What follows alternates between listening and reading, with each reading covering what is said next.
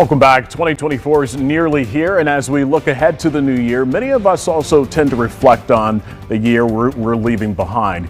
It's easy to get hung up on the goals we did not accomplish this year, but that's not productive. So how can we actually get the closure we actually need?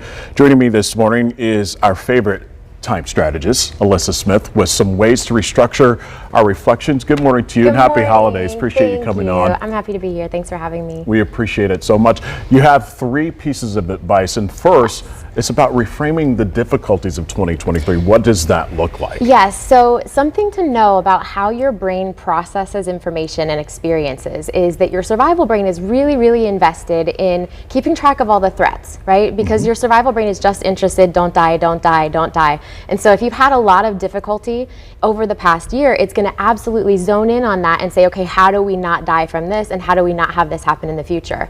So, you know, it makes a lot of sense that most of us are kind of hard on ourselves for not having accomplished our goals and things like that. What we want to do instead is you just ask yourself, how can I reframe those difficulties? So if you had a big difficulty this year, as a lot of people have, you know, we're all post-pandemic, people are, you know, changing jobs and things like this. Or even a death. Or even a loss. Yes, absolutely. I have clients, you know, who this year have had a loss, or who have had, you know, just something happen that they weren't expecting. Or, you know, just losing a job, losing a loved one, losing a pet even. All of that is what our brain wants to focus on. If you can reframe those difficulties, focus in on maybe something that you're proud of about how you handled it.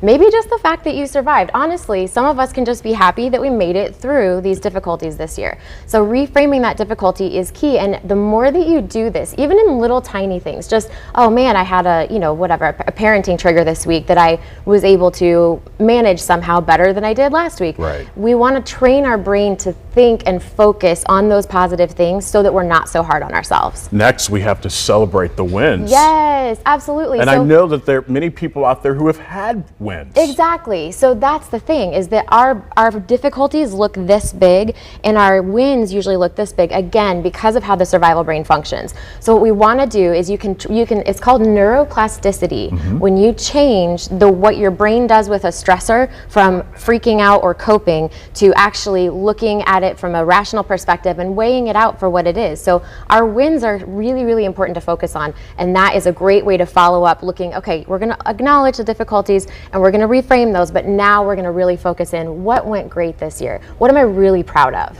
Well, I think we all have something to be proud of. We get to wake up and see another day. Yes, so absolutely. that's a win that we all can look at the positive. Absolutely. This is another interesting one. Decide what to take with you in 2024 and what to leave behind. I mean, you have to be firm with that. You do.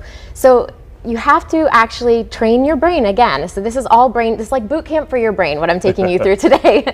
What you want to do is look at the things that you're grateful that you have now that maybe you didn't have last year. And whatever it is that you want to continue to have. It could be habits, it could be, you know, gosh, I started drinking more water this year, or wow, you know, I started taking that yoga class, or I started really doing my affirmations in the morning. Whatever it is, whatever you want to take with you into the new year, and then cut loose those things that you don't want to take with you. Maybe there's a toxic relationship. Say no to stuff. Take things off your calendar. Start the new year and really focus on what brings you joy. There's a lot to be thankful for, and there's a lot to be grateful for. Alyssa Smith, thank you so much for coming on this morning. Appreciate it. Have a wonderful new year.